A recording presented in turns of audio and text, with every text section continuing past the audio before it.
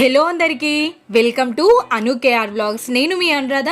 ఈరోజుటి recipe వచ్చేసి మనం అటుకులతో అదేవిధంగా సూజీ రవ్వ అంటూ ఉంటాం కదా, ఉప్మా రవ్వతో ఇన్స్టెంట్గా బ్రేక్ఫాస్ట్ ఎలా ప్రిపేర్ చేయాలో చూసేద్దాం. నేను ఇక్కడ ఒక మిక్సింగ్ బౌల్ని తీసుకొని అందులోకి హాఫ్ కప్పు వరకు దొడ్డు అటుకుల్ని తీసుకుంటున్నాను. దొడ్డు అటుకులు అయితే ఒక 5 minutes నానబెట్టాలి. మనం సన్న అటుకులు అయితే అప్పటికప్పుడే కడిగేసుకొని తీసేసుకోవాలి.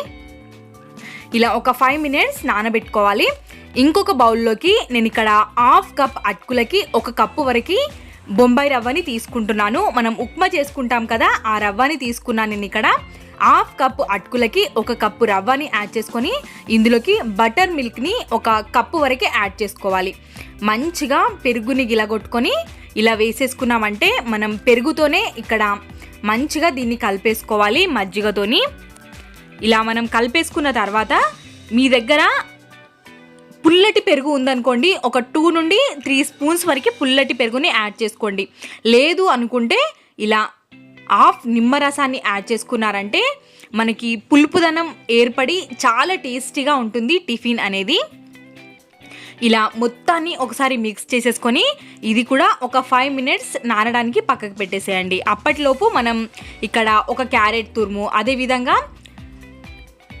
మిర్చి, ఆనియన్ అన్నిటినీ కట్ చేసుకొని పెట్టుకుందాం. అప్పట్లోపు మనకి ఇక్కడ అటుకులు కూడా మంచిగా నానిపోయాయి. వాటర్ మొత్తాన్ని తీసేసి మంచిగా ప్రెస్ చేస్తూ కలుపుకోవాలి.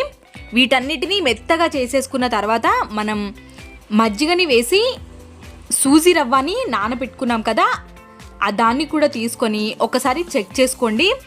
మనకి మనం వేసిన మజ్జిగ అనేది కరెక్ట్గా సరిపోయింది కాబట్టి మనం వాటర్ యాడ్ చేయాల్సిన అవసరం లేదు ఇందులోకి. ఇంకా అటుకుల్ని యాడ్ చేసేసుకోవాలి. మనం అటుకుల్ని కూడా యాడ్ చేసిన తర్వాత మొత్తాన్ని ఒకసారి మిక్స్ అయ్యేలాగా కలుపుకోవాలి. మీకు కాస్త గట్టిగా అనిపించింది అనుకోండి, కాస్తంత వాటర్ని యాడ్ చేసుకోండి.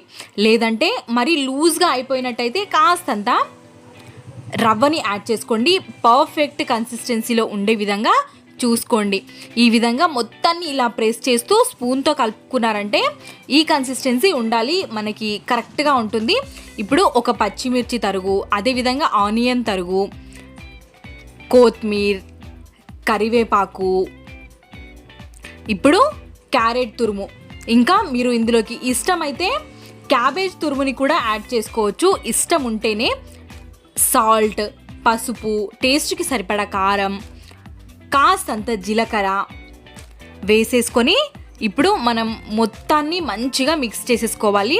స్పూన్తో కంటే చేత్తో కలుపుకున్నారంటే మొత్తం మంచిగా మిక్స్ అయిపోతుంది కాబట్టి చేత్తో మొత్తాన్ని మరీ లూజ్గా అవ్వనివ్వకూడదు, గట్టిగా కూడా ఉండకుండా ఇక్కడ నేను చూపిస్తున్న విధంగా పిండి అనేది ఉంటే చాలు. మంచిగా మనం అప్పటికప్పుడే ఈ బ్రేక్ఫాస్ట్ని చేసి పెట్టొచ్చు.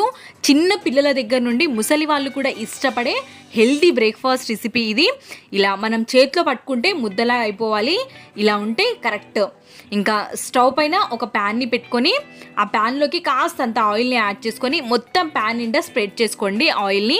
ఒక 2 స్పూన్లు మాత్రమే ఆయిల్ వేసాను నేను ఇక్కడ. వేసుకొని మనం సూజీ రవ్వ అదేవిధంగా అటుకుల్ని కలిపాం కదా, ఈ మిశ్రమాన్ని మనం ప్యాన్ పైన రౌండ్గా స్ప్రెడ్ చేసుకోవాలి. మూతని పెట్టుకొని ఇలా మనం టర్న్ చేయడానికి వస్తుంది అనుకుంటే కరెక్ట్గా కాలినట్టు, లేదు కాస్త టైం పడుతుంది అంటే ఇలా విరిగిపోతున్నట్టు మనకి కనిపిస్తూ ఉంటుంది కాబట్టి మనం టర్న్ చేయకుండా ఇంకాసేపు వేగనివ్వాలి. ఇలా మనకి స్పూన్లోకి వచ్చింది అంటే కరెక్ట్గా కాలింది అని అర్థం కింద. ఇలా మనం 2 sides కూడా మంచిగా కాల్చుకోవాలి. టేస్ట్ మాత్రం అద్భుతంగా ఉంటుంది. దీనికి సైడ్ డిష్గా కూడా ఏం అవసరం లేదు. మీకు కావాలి అనుకుంటే పెరుగుతో కానీ రైతాతో కానీ సర్వ్ చేసుకోండి, సూపర్ టేస్టీగా ఉంటుంది. పిల్లలు కూడా చాలా ఇష్టంగా తింటారు. కాబట్టి అప్పటికప్పుడే అయిపోయే బ్రేక్ఫాస్ట్ రెసిపీ కాబట్టి ఒక్కసారి ట్రై చేయండి. మీరు ట్రై చేసినట్టయితే ఎలా కుదిరిందో కమెంట్ సెక్షన్లో కమెంట్ చేయండి. నా వీడియో కనుక మీకు నచ్చినట్టయితే లైక్, షేర్, సబ్స్క్రైబ్ చేయడం మర్చిపోవద్దు. Thanks for watching. ఇలాంటి రెసిపీస్తో ప్రతిరోజు మీ ముందుకి వస్తూనే ఉంటాను. Bye bye.